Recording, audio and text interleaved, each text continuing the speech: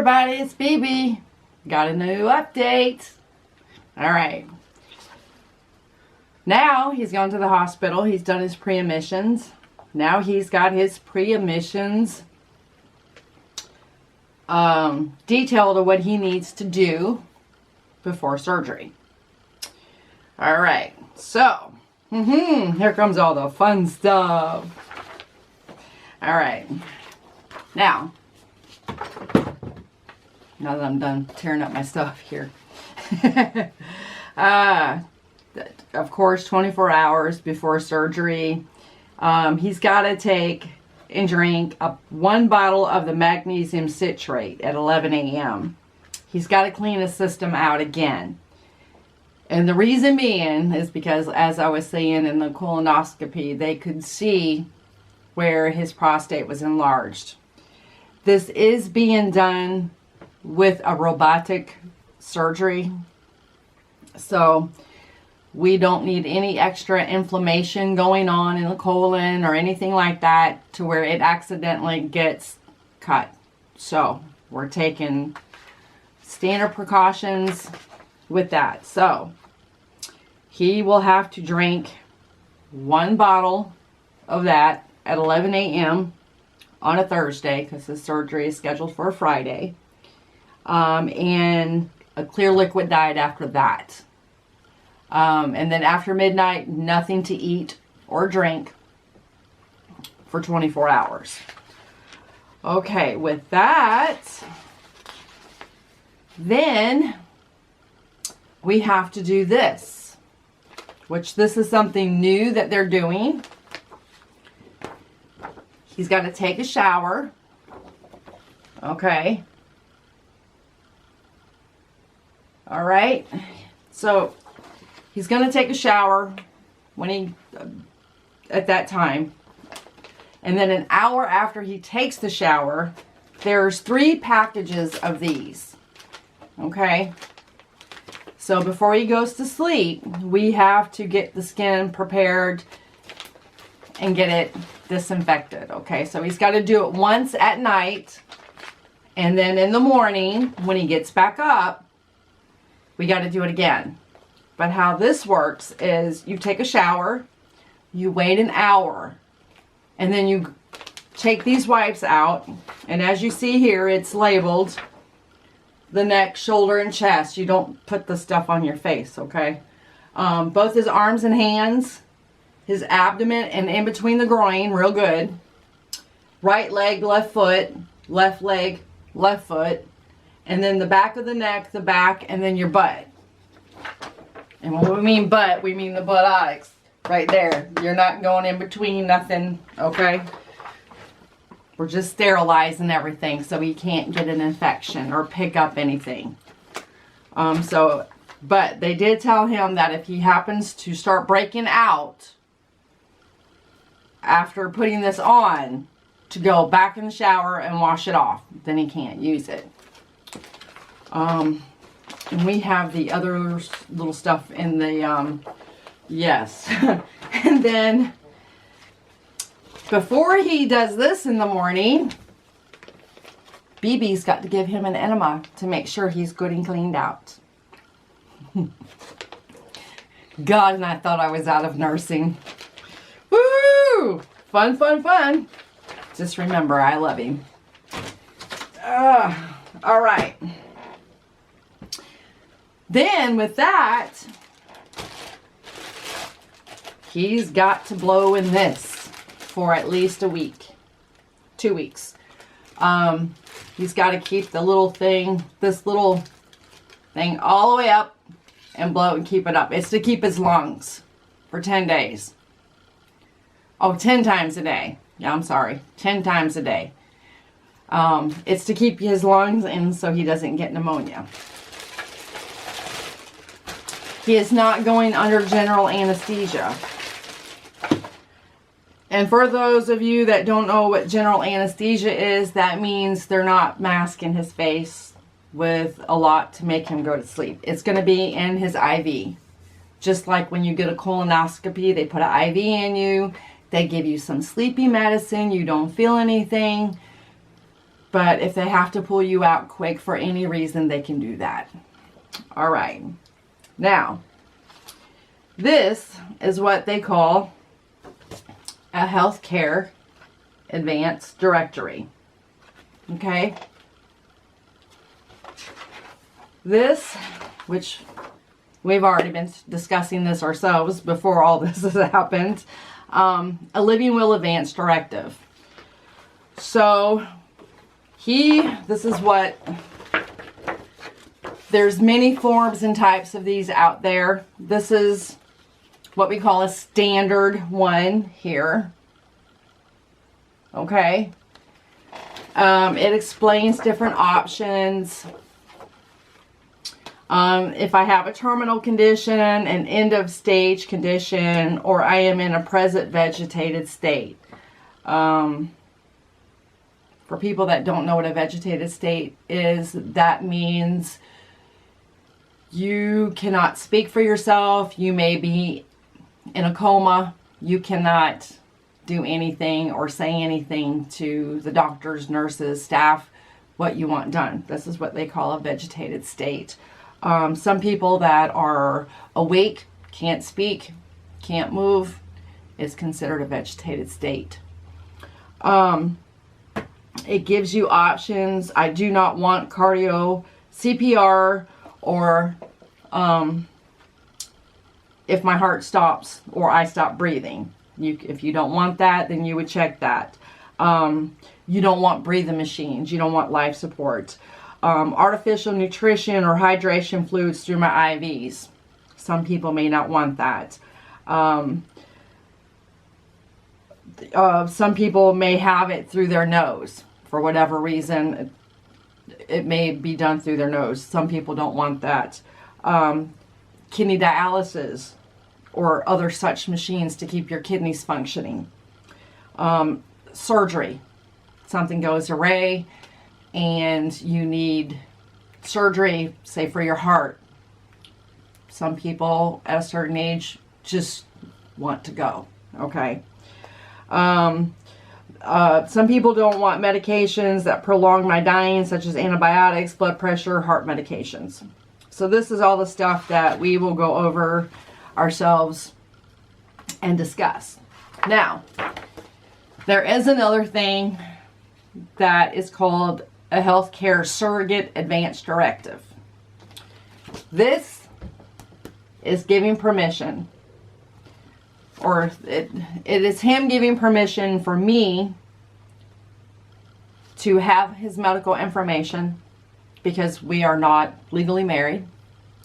So he's telling the doctors, for any reason, whether he's able to speak for himself or not, I want this shared with her or my daughter, my mother. You pick the person. I already have one in place. My doctors have this in their office. Mine is already set. If anything happens to me, he is my number one primary, and then my mother. And it's always good to have two, because like with us, we travel a lot. God forbid something happens to both of us. I have my mom to also, that knows what I want done, and I can trust them to abide my wishes. And this is what this is stating. Okay.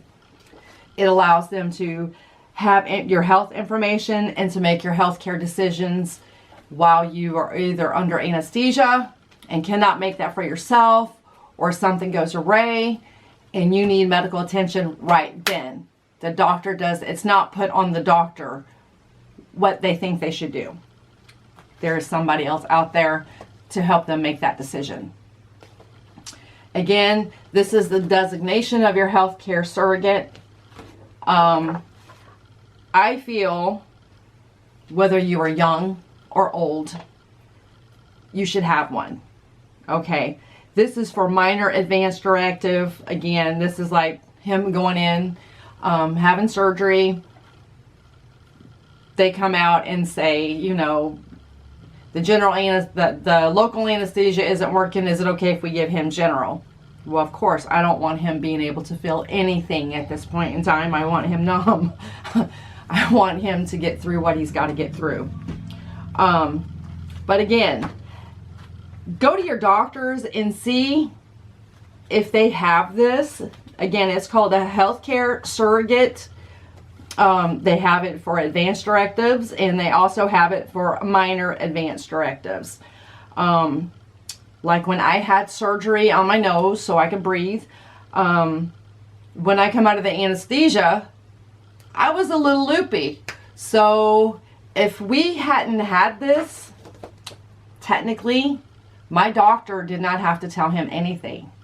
But because we had this filled out, he gave him the instructions, how to care for me, what to do for me if something, you know, crazy was to go on after my surgery. It's always good to have this in place, because you never know. And we are starting to get older. We need to start thinking about this stuff more seriously. And now that he's falling apart on me, guys, we really need to have this stuff in place. So, whether we're married or not.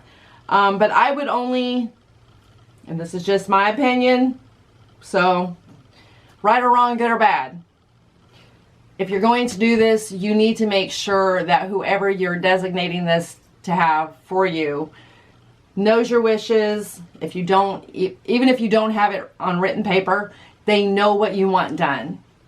I suggest getting one done. It doesn't matter whether you were young in your 20s all the way up to our age, 50s, 60s. I feel everyone should have something in place, because anything at any time can happen to us.